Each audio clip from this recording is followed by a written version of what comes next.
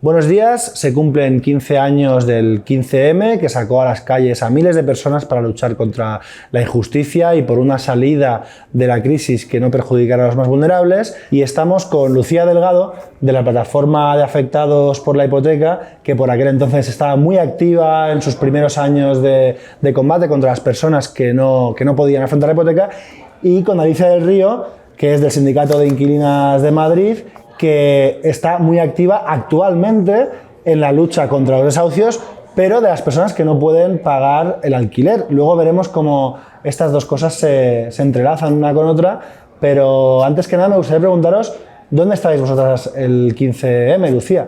Bueno, pues yo me estaba organizando en la plataforma Afectados por la Hipoteca, ¿no? Como sabéis, nació en el 2009, es antes del 15, del 2011, y justo en ese periodo pues estábamos haciendo trabajito de hormiguita, como digo yo, porque ¿no? Desde el 2009 hasta el 2000, bueno, hasta que salió el 15M se hizo mucho trabajito de hormiguita, de organizar a las personas que en ese entonces pues no podían pagar la hipoteca, y sobre todo también visibilizando esa injusticia o esa crisis inmobiliaria que estaba, pues resurgiendo en ese entonces, ¿no? Entonces, bueno, fuimos como impulsoras también de ese 15M, en este caso yo en Barcelona, ¿no? en las manifestaciones, así que muy activa en ese entonces.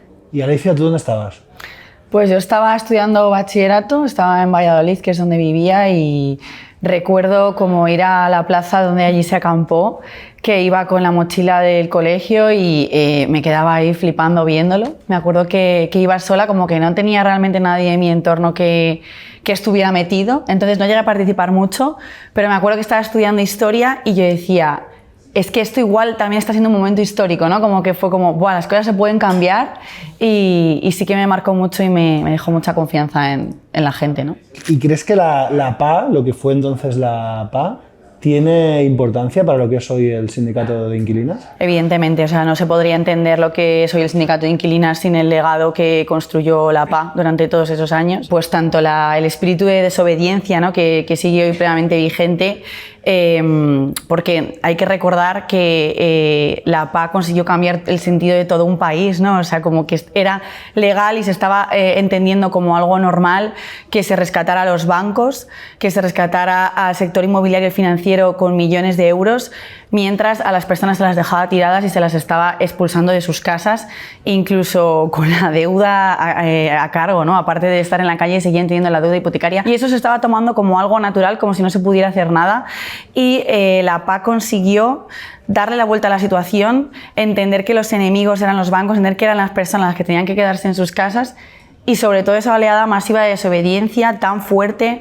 de ver a la gente poniendo el cuerpo para parar los desahucios, ¿no? Que es el mayor legado que nos ha dejado la PA y del que es heredero el sindicato, por supuesto, que con la desobediencia masiva de la gente se pueden cambiar las cosas, incluso cuando las leyes parece que están a favor de los especuladores. Todo lo que ha dicho Alicia ahora tiene mucha repercusión desde el punto de vista económico, que luego hablaremos, ¿no? De cómo se relacionan un escenario y otro, pero desde el punto de vista de la movilización, Lucía, ¿tú crees que el sindicato de inquilinas es como una especie también de continuador de aquella lucha? ¿Lo veis así? Sí, no solamente el sindicato, porque justamente se creó, ¿no? en la continuación, ¿no? de este cambio de crisis, ¿no? Vivimos la crisis inmobiliaria y justamente en ese mientras tanto ya se estaba orquestando la siguiente crisis, ¿no? En el mercado de alquiler, diferentes políticas, ¿no? que fueron, ¿no? incisivas en el cambio de la ALAO, pues, ¿no? de diferentes pues periodos de contrato tal, pero no solamente eso, ¿no? O sea, al final el sindicato pues bebe evidentemente de la PA, pero es con la continuación, pero también lo que hace es generar otro imaginario posible, ¿no? También había la plataforma Afectados por la Hipoteca, creció en un momento muy concreto, ¿no? Que es pues el estallido de la burbuja inmobiliaria, para organizar, como comentaba, ¿no? este colectivo muy concreto también de personas que se habían endeudado para acceder a la vivienda, y que justamente esa crisis le desmoronó toda su vida y todas las todas sus ilusiones, ¿no?, de tener una casa, pues eso, se derrumbó y nadie, ¿no? Ni los bancos en los que habían accedido esos créditos, ¿no?, ni en ese momento pues el Estado, ¿no?, los gobiernos, daba respuesta sobre ese problema, ¿no? Y fue la PA en la que ayudó y organizó no solamente a dar contexto real de lo que había pasado, como comenta, ¿no?, que había sido una estafa y ha sido una estafa pues hipotecaria, ¿no?, con una ley totalmente anómala en Europa, en el Estado, en la que se permitía no solamente que te quitaran la vivienda, sino que te quedara una deuda de por vida. No solamente hizo eso la PA, sino también que organizó ese malestar que tenían las personas y lo convirtió en propuestas. Yo creo que eso es muy importante, ¿no? O sea, es como dio una salida real, propositiva, a una crisis brutal que vivió el país, ¿no? Y dio una alternativa, eso, ¿no? Yo creo que es muy potente, positiva y colectiva, ¿no? Entonces, sin embargo, ganó el PP las elecciones. Sabemos que desde entonces la construcción de vivienda pública cayó en picado, aunque en principio cayeron los precios de compraventa de la vivienda. La gente se fue volviendo cada vez más inquilina y eso llevó también a que los propietarios, ¿no?, pudieran subir los precios del alquiler. ¿Hasta qué punto tú crees, primero Lucía y luego Alicia, podéis aquí responder un poco entre las dos, hasta qué punto la crisis de la vivienda que tenemos hoy en día tiene que ver con la mala gestión de la salida de la crisis de 2008? Pues yo creo que 100%, y ya no solamente, claro, nos tenemos que remontar a un periodo de tiempo, ¿no? Porque si no estaríamos años, pero el sistema de vivienda que tenemos en España, pues evidentemente ha demostrado que no funciona, pero no lo ha demostrado solamente en el 2008. El 2008 son las consecuencias de lo que, ¿no?, de lo anterior, ¿no? Es como no se ha propuesto, no se ha fomentado la vivienda de alquiler pública, ¿no? Se daban ayudas para justamente vivienda de compra, ¿no? Entonces, con lo que no tenemos un parque de vivienda asequible o vivienda social en comparación con otros países. Pero si nos ponemos en el 2008, pues en el 2008 hubo lo que hemos comentado, ¿no?, este debacle, y durante ese proceso, como comentaba, desde la PA y otras entidades pues se plantearon salidas. Una concreta, que era la dación en pago para las familias, y darles una segunda oportunidad, que a día de hoy no está regulada, ¿no? Entonces eso es también importante. Se tocó la ley hipotecaria, pero no está regulada la dación en pago. Segundo, una moratoria de desahucios, que nos decían que era imposible en 2009, en 2010, en 2011, era imposible una moratoria de desahucios. Vino la pandemia, vino la COVID-19 y vimos que sí era posible tener una moratoria de desahucios. Y luego, una de las otras medidas que teníamos desde el inicio era la conversión de este parque público, bueno, este parque pues de ejecuciones hipotecarias, ¿no?, estos pisos que venían de estas ejecuciones hipotecarias, que se quedaron en un principio los bancos, que rescatamos con dinero de todas, y ahí sí que se cambió la Constitución española, pues ese parque de vivienda, pues igual que no, se tendría que haber puesto a vivienda pública, ¿no? Y no como, pues esto es muy made in Spain, que se dan, pues se ponen alfombras rojas a fondos de inversión y a bancos sin ninguna contraprestación a cambio. Cosas que no pasan en otros países y no hay que ir muy lejos. Yo recuerdo que, por ejemplo, en Alemania, justamente en la COVID, cuando se tuvo que rescatar una compañía de aviones, pues lo mínimo que hicieron es como, vale, lo vamos a rescatar, pero no vamos a, tú me vas a garantizar que no vas a despedir a nadie, que vas a mantener los contratos, que no vas a inflar los precios, ¿no? Una serie de condiciones. Aquí se dio dinero de todas nosotras sin ninguna contraprestación, y además dejando a miles y miles y miles de personas que no son números, son familias con unas vidas, con unos niños, con unas ilusiones a la cuneta. Claro, es que ese momento es como fundacional de lo que vemos hoy, porque efectivamente hubo una oportunidad de todas esas casas que procedían de ejecuciones hipotecarias, que se denominaban en esa época, ¿no?, activos tóxicos, porque los bancos se lo querían quitar del medio porque querían liquidez. Todo ese parque se podría haber hecho vivienda pública con ellos, ¿no? Se podría haber dado algún tipo de garantía de que fueran a parar a un mercado por lo menos asequible, pero se hace todo lo contrario. Lo que se hace es lo que está diciendo Lucía, decir, vamos a poner la alfombra roja a los fondos buitre. Entonces, toda la burbuja que antes se había sostenido en base a las hipotecas, a la venta de las hipotecas, a la construcción, tal, pues todo ese ciclo especulativo que se había hundido, quisieron relanzarlo, y eso es una decisión puramente política que toma en ese momento el gobierno de Mariano Rajoy y dice, no hay que dar salida a este capital, venga, vamos a hacer otra burbuja especulativa, vamos a hacer que vengan los fondos buitre a España y que empiecen a comprar todos estos activos tóxicos. No, bueno, por un lado hicieron la Sareb para ir adquiriéndolos, y otros en plan, pues que vengan los fondos buitre, y para eso vamos a garantizarles con leyes y con favores, que es lo más grave de todo, que les salga el negocio redondo, porque los fondos no tenían por qué venir a España, no había ningún tipo de garantía de que esto fuera a salir bien, el país estaba hundido, la vivienda estaba el precio hundido, y ¿qué hacen? Pues Mariano Rajoy cambia la ley de las SOCIMIs, que las SOCIMIs ya existían, pero las hace más atractivas, quitando los impuestos. Las SOCIMIs apenas pagan impuestos.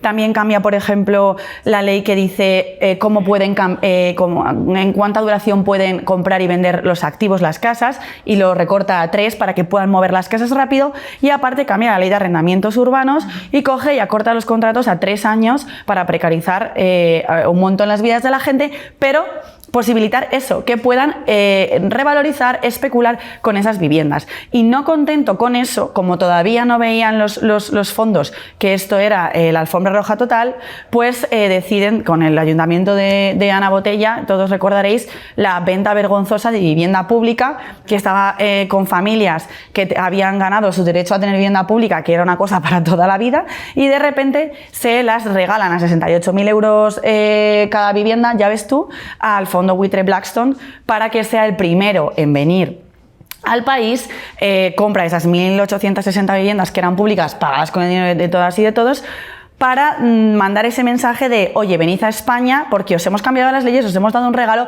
esto es el inicio de otro ciclo especulativo, y con la entrada masiva de Blackstone, pues todos empiezan a venir en cadena, ¿no? Cerberus, Lone Star y ya todo el reguero que hemos tenido, que son los que han podido marcar las tendencias alcistas en la burbuja del alquiler, y por eso de aquellos barros, como se dice comúnmente, ¿no? Estos lodos, no podemos entender lo que vivimos hoy sin esa gestión del 2013. ¿Y creéis que el gobierno actual está cambiando el paradigma, está combatiendo esta visión predominante de los fondos, esta alfombra roja? Yo creo que no. O sea, quien lo está consiguiendo es la gente, ¿no? Si no hubiera gente en la calle exigiendo y manifestando que no queremos, ¿no?, pues que la vivienda esté considerada una mercancía o un bien para especular, pues no harían lo que están haciendo. Y evidentemente las muestras que están, ¿no?, que estamos viendo, es muy poco, ¿no? Es como, yo creo que yo al Pedro Sánchez le digo menos titulares y más hechos, ¿no? Porque al final es como, es muy bonito salir en la tele y decir la vivienda es un derecho, lo consideramos así, bueno, ejecútelo, porque mira, hay un montón de familias que están mal viviendo, porque ahora no hay un punto, al menos desde el Observatorio DESCA, ¿no?, que una de las cosas que hacemos es justamente observar, ¿no?, las vulneraciones en este caso del derecho a la vivienda, y evidentemente hay un tema flagrante en el mercado de alquiler, pero hay una parte de la población invisibilizada que está malviviendo en infraviviendas, que hay un aumento de pobreza infantil, que hay un montón de malestares de pues gente sin hogar que está creciendo. O en Barcelona ha subido la cifra de 3.000 a 8.000 personas viviendo en la calle.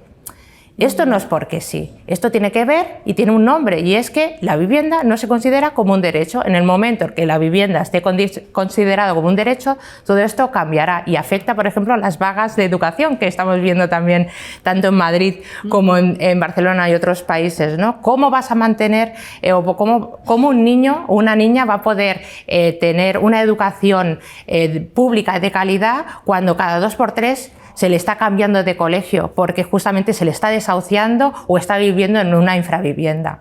Esto no lo podemos consentir, ¿no? Totalmente. Es evidente que no se ha dado ningún paso para revertir lo que se hizo en esos años porque no se han cambiado los privilegios de las SOCIMIs, no se ha recuperado nada de las viviendas que en ese momento se regalaron. Y hemos tenido una oportunidad de oro que pasó justo el 28 de abril.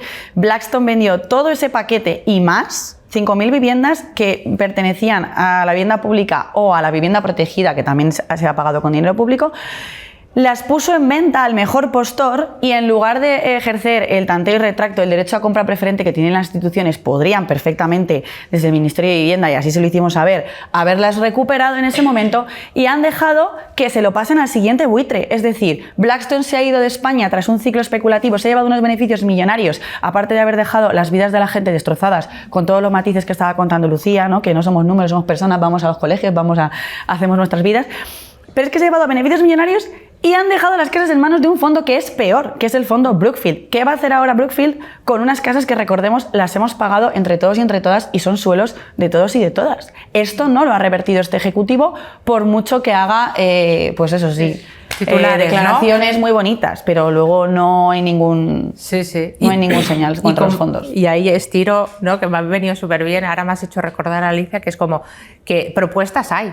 ¿No? O sea, propuestas hay un montón, ¿no? Y ya, o sea, como el mensaje de decir que aunque en su día no se hizo, no significa que no se tenga que hacer, ¿no? Pues parar las compras especulativas. O sea, es que esto es que clama al cielo, ¿no? O sea, si se ha visto que justamente lo que acaba de explicar Alicia, ¿no? Todo, ¿no? Cómo ha ido, ¿no? Cómo han ido desde el 2011, 2010, pues encadenando todo este proceso, ¿no?, del mercado inmobiliario, frenémoslo, ¿no? Es como... Da la sensación de que lo que hace el gobierno a veces es tomar algunas ideas de los movimientos sociales, ponerlas en las nuevas medidas, pero de una forma que nunca llegan, ¿no?, a alcanzar los efectos que esperan, que es lo que pasó en la Ley de Vivienda de 2023 un poco, ¿no?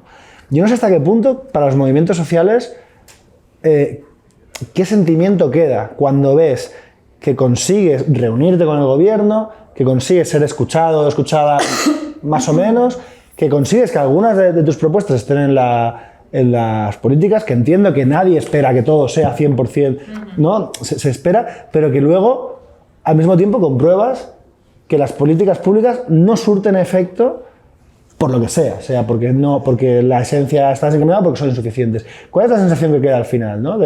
Por ejemplo, Alicia, con la Ley de Vivienda 2023, ¿no?, que se propone una regulación de los precios que al final solo se aplica a las comunidades que quieren, o se deja abierta la vía de escape por la alquiler de habitaciones o de temporada. ¿Cuál es la sensación que queda como movimiento social? A ver, como Sindicato de Inquilinas de Madrid, esto es un tema que es central para nosotras y que lo tenemos muy claro.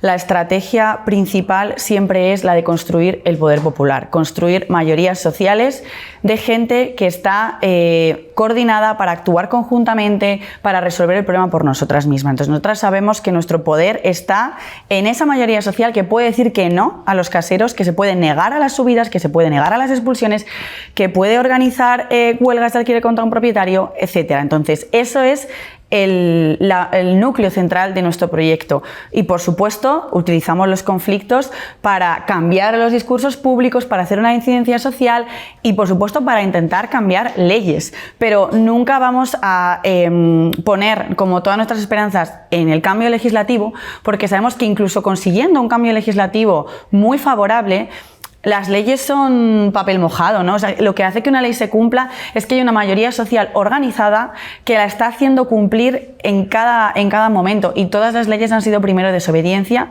Entonces, nosotras es como siempre decimos que el poder está en organizarnos en cada bloque, en cada barrio, en cada centro de trabajo, y es así como de verdad lograremos un cambio, ¿no? Como que por parte de las instituciones es tanta la decepción que hemos tenido que ya no pasamos por esos momentos de decepción porque lo tenemos absolutamente asumido. Sí, nosotras, o sea, en el observatorio está claro que, ¿no?, que impulsamos y acompañamos algunos procesos, ¿no?, como movimientos sociales, pero sí que nuestro paradigma es considerar, ¿no?, a nivel de derechos humanos, ¿no? O sea, hablar de derechos humanos y la vivienda considerarla como un derecho humano, ¿no? Y a partir de ahí trabajar a nivel legislativo también, ¿no? O sea, no solamente estamos hablando de un bien, ¿no? Material, estamos hablando más allá de un bien material, ¿no? Estamos hablando de un lugar donde vivir y formar, ¿no? Pues un ser, ¿no? Formarte como persona, ¿no? Entonces, en ese sentido, sí que creemos en las políticas públicas, en impulsar nuevas legislaciones, y que no significa que aplaudamos con las manos abiertas todos los cambios que han habido. Creo que tenemos que ser críticas ¿no? Y también victoriosas en los cambios que se han conseguido, pero críticas también, y seguir impulsando, ¿no? O empujando para que haya más, ¿no? ¿No? O sea, poner a veces, ¿no? Porque poner legalidad versus justicia, ¿no? A veces es importante, ¿no? Muchas cosas que antes se consideran legales no tienen por qué ser justas, ¿no? Entonces, que sea legal que un fondo buitre compre todo un edificio entero, desahucie a toda la gente, pues no es justo. Entonces, para nosotras es importante justamente, ¿no? Pues impulsar otras medidas para bloquear eso, que no vuelva a pasar, ¿no? Antes hablábamos de la Sareb y de cómo los activos tóxicos fueron a parar a los fondos, a los servicios, etcétera. Y hace poco se creó Casa 47, ¿no? No sé hasta qué punto creéis que la creación de Casa 47, y no solo su creación, sino su tamaño, la fuerza o medida que vaya a poder tener, que también es una incógnita, va a ser suficiente para recoger esa esencia de parte de esos activos tóxicos, brindarlos a la ciudadanía, y si va a ser suficiente para recuperar el músculo de vivienda pública que es necesaria para compensar los precios también. Pues eso dependerá, por supuesto, de la voluntad política que tengan, que hasta ahora está siendo nula. O sea, Casa 47 ha sido un rebranding, un ponerle otro nombre a un organismo que ya existía de promoción de suelo, etcétera, público, que ahora dice que también tiene la capacidad de adquirir viviendas. Pero su capacidad de adquirir viviendas es decir, venid y vendédmelas. Pues evidentemente no va a ir Blackstone a vendértelas a ti. Tienes tú que subirte al carro y decirle, Blackstone, es que me las tienes que vender a mí, que para eso soy el Estado de este país, tú tienes muchísimas inversiones en mi país y yo puedo hacerte esa presión. Eso es para lo que serviría, podría servir Casa 47, pero hemos visto que no hace eso. Entonces parece una cosa propagandística, como el teléfono 047, o sea, es coger el 47 y pasearlo por ahí, pero no hemos visto ninguna medida real por parte de este gobierno en contra de la especulación. Bueno, alguna medida sí que hemos visto, al menos en Cataluña, justamente lo que es... En Cataluña es verdad que tenéis otro contexto. Pero es que ahora te vas en Cataluña, por ejemplo, lo que están haciendo es desahuciar a las familias que están viviendo, por ejemplo, el de la Sareb, que están adquiridas por, bueno, el SEPES, que ahora es Casa 47, como comentabas. O sea que en ese imaginario de conseguir porque la idea está muy bien, claro que sí, es como un organismo que gestione y que adquiera vivienda pública, que es lo que necesitamos, que ya esté construida, ¿no? O obtener pues esa vivienda de esos fondos vía tanteo y retracto, como comentaba Alicia, vía cesión de uso. O sea que hay un montón de mecanismos que podríamos utilizar, pues promover las cooperativas de vivienda. O sea, se pueden hacer muchas cosas, ¿no? Pero lo que al menos en Cataluña estamos viendo es que se está utilizando este organismo para detectar que en los pisos de la Sareb, pues como los quieren adquirir, pues que los desahucien a la gente que está viviendo. Pues es incongruente, ¿no? Es incongruente. Pues si hay personas que están viviendo, que ya llevan tiempo viviendo ahí, pues dale un alquiler social, ¿no? Es como... Es cierto que esto pasa en Madrid igual, también está desahuciando a la Sareb en Madrid, o como estábamos comentando justo antes de la entrevista, la Tesorería General de la Seguridad Social, que es de otro ministerio, está subastando vivienda pública. ¿Por qué no lo adquiere Casa 47 si es que es pasar de un ministerio a otro? Pues ni para eso vale. Entonces la verdad es que es un despropósito y una risa realmente a la ciudadanía. Volviendo a tomar un poco el túnel del tiempo hacia el 15M, ¿no? De aquel movimiento social surgió Podemos, incluso de la PA, una figura pública como Ada Colau pasó a la política, y de alguna forma por ese canal, ¿no?, llegaron algunas de las propuestas de la calle a la vida política. Paralelamente, unos años después, irrumpió la extrema derecha, creció la extrema derecha. Cuando Podemos ha estado en los gobiernos, algunas medidas ha impulsado, otras no ha podido, ha tenido el peso que ha tenido, se ha transformado también Podemos. 15 años después, el legado político del 15M se siente, es positivo. Claro, es que si la pregunta es político-institucional, sería una cosa. La vida de las personas, un poco, ¿no? Claro, y si es político, yo creo que sí, es muy político hoy en día, porque si no, no existiría ni el sindicato de inquilinas, ni un montón de sindicatos de barrio que se organizan, las huelgas que existen hoy en día de educación, ¿no? Realmente no nos hubiésemos dicho, venga, pues esto no sirve, nos vamos a casa. Y lo que pasó al principio, durante también el 15M, que hubieron muchos suicidios, hubieron vidas truncadas.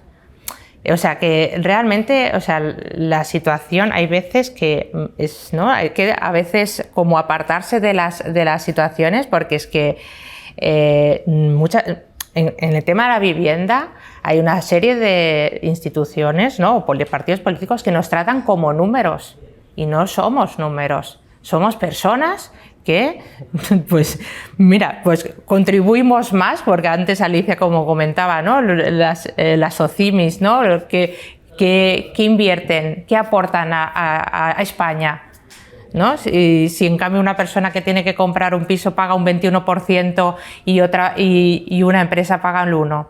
¿No? Es como, ahí hay una incongruencia total, ¿no? Y hay una lucha, yo creo, o se ha intentado, ¿no?, buscar esa lucha del último contra el penúltimo, pero ese legado político, yo creo, del 15M sí que ha quedado en la autoorganización, en la ayuda mutua, aunque quieran pues confrontarnos y que hayan como situaciones como, ¿no?,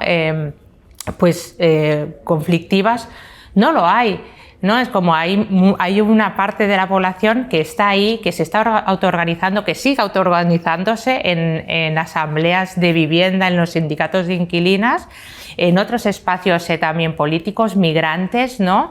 Toda la gente que se está volcando con las compañeras de regulación ya, o sea, ¿no? Miremos eso, ¿no? Nos quieren hacer ver otra pequeña también cosa, otro reducto también que hay ahí.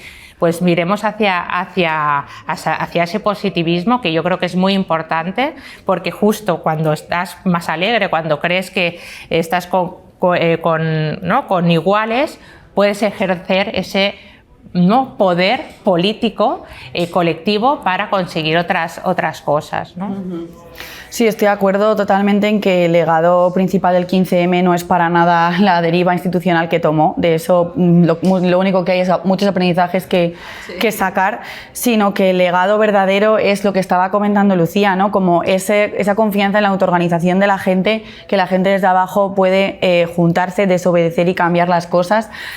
También el transformar todos esos malestares que se estaban viviendo como algo profundamente individual. La gente pensaba que era su culpa, la gente lo vivía de forma aislada, pensaba que era un fracaso, y lo que hizo el 15M fue decir, todo esto no es culpa de ti, es un modelo estructural que está montado para que se beneficien unos pocos y mientras los demás veamos nuestra vida precarizada y miserable. Y ese cambio de lo individual a lo estructural es un legado que permanece y que el sindicato también se organiza en torno a eso, y esas herramientas de las asambleas abiertas, del asesoramiento colectivo, como hace la PA, para que tú aprendas a empoderarte con tu propio conflicto, para que puedas apoyarnos unas a las otras.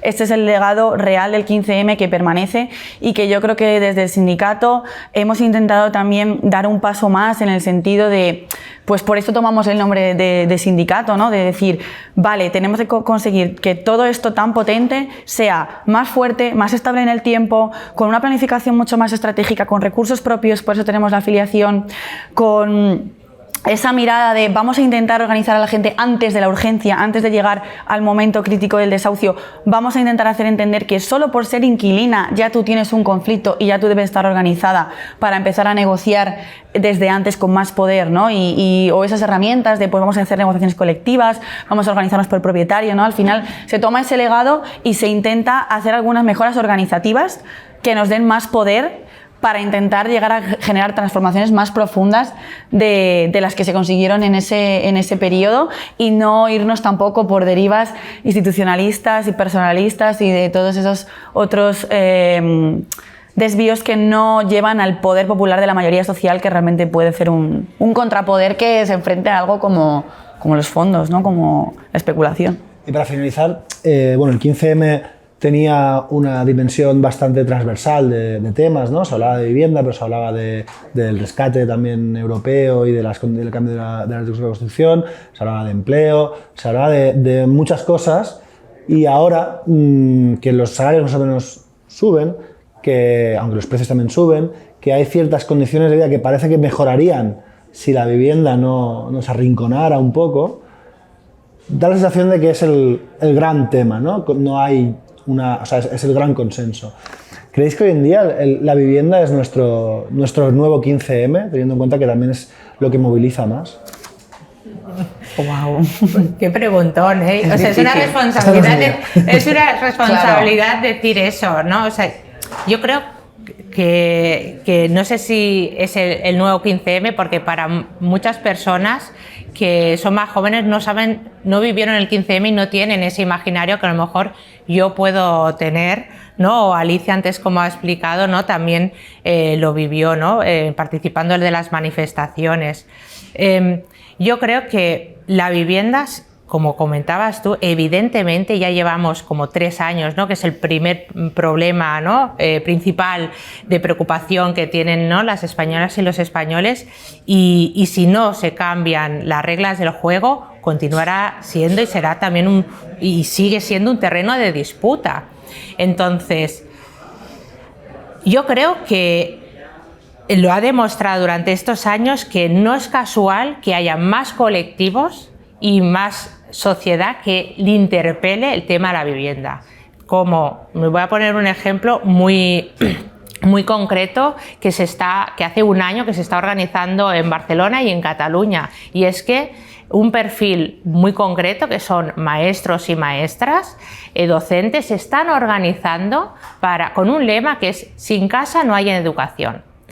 Entonces, esto es muy concreto, ¿no? Es como el efecto de la vulneración del derecho a la vivienda no solo afecta a las hipotecas, no solamente afecta a los alquileres, no solamente afecta al sinhogarismo, sino que afecta a la vida de las personas. Y eso, que muchas ya lo sabíamos, está llegando, ¿no? Está permeando a diferentes sectores, como es el tema en la educación. Como llevan años viendo que hay niños con más trastornos, hay niñas que eran excelentes y han perdido, ¿no? Toda su educabilidad.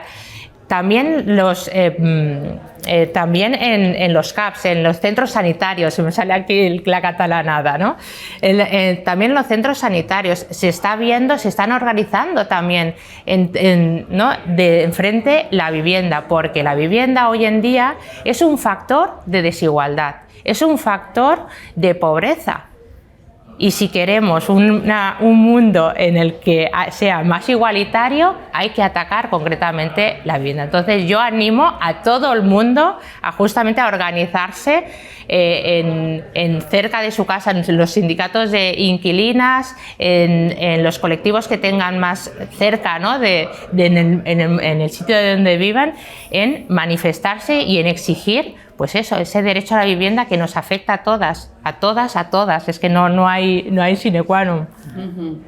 Pues sí, no puedo estar más de acuerdo con Lucía en que la centralidad de la vivienda ocupa ese lugar por eso, ¿no? Precisamente porque lo ve cualquier persona que trabaje con otros seres humanos, ve cómo la vivienda le está partiendo la vida. Me encanta que hayas contado la educación, porque yo soy orientadora y también lo vivo muchísimo.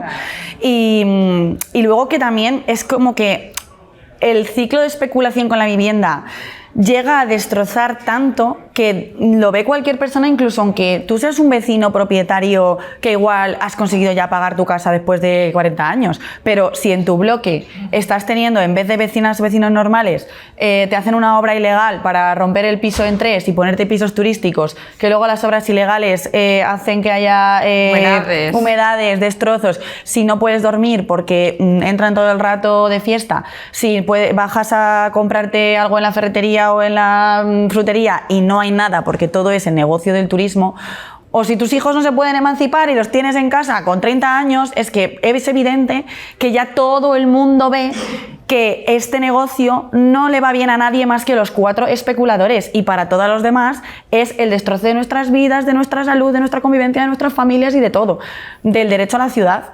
Entonces, pues sí, por eso es una cuestión central, aunque yo también intentaría no comparar porque cada momento tuvo su historia, pero sí que es el conflicto central ahora mismo de la población. Y también me parece muy importante lo que estabas diciendo tú, de que nos están intentando separar porque la única manera que tienen de que efectivamente de que esto no salga bien para la mayoría social es que sigamos enfrentadas con las personas migrantes, con las personas jubiladas, con las personas más precarias que tienen que ocupar porque no tienen otra solución.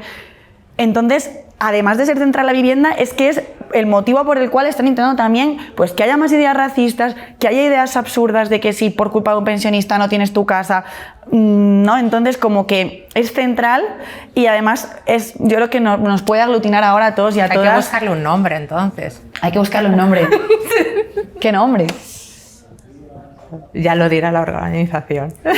De momento decimos, la vivienda nos está costando la vida. Exacto. Y no tiene por qué ser así. No solo que no debería ser así, sino que puede no ser así. Que tenemos un montón de ejemplos en otros países muy cercanos, encima de Europa, donde la vivienda se organiza de cara a las necesidades y de cara a la vida, no de cara a que un reducto de especuladores chupópteros estén sacando beneficios millonarios cada día, mientras nosotras, pues eso, ni siquiera nuestros hijos pueden estar en el mismo colegio, que no pueden terminar la primaria en el mismo cole porque ya nos han echado.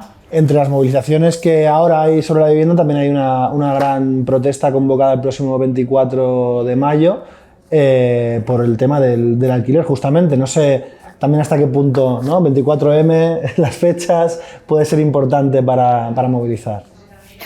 Pues yo creo que no hace falta que coincida con lo del 15M porque la gente está tan harta, esto cada día va peor, es insoportable y por eso necesitamos volver a salir a las calles. El 24 de mayo saldremos en Madrid desde Atocha a las 12 y habrá una oleada de movilizaciones en el resto de territorios del Estado porque esto ha llegado a todos los rincones. ¿Cuál es la principal reivindicación o la principal lema, la principal lucha de esta protesta? La reivindicación es: la vivienda nos está costando la vida, bajemos los precios, porque es lo que está viviendo la gente, que está dificultando la vida en todos los aspectos que estábamos diciendo, en todos los ámbitos y a todas las personas, y no tiene por qué ser así, puede ser de otra forma, y vamos a tomar las calles para decir que ya no toleramos ningún abuso de ningún casero, que cada vez más gente dice que no, a cualquier abuso, a que le echen, a que le suban, a que no le reparen la caldera, a que digan que si la prórroga no. Aquí nos quedamos y luchamos para que la vivienda sea un derecho y no un negocio. Pues yo creo que lo dejamos aquí. Muchísimas gracias a las dos. A vosotros. Gracias a vosotros.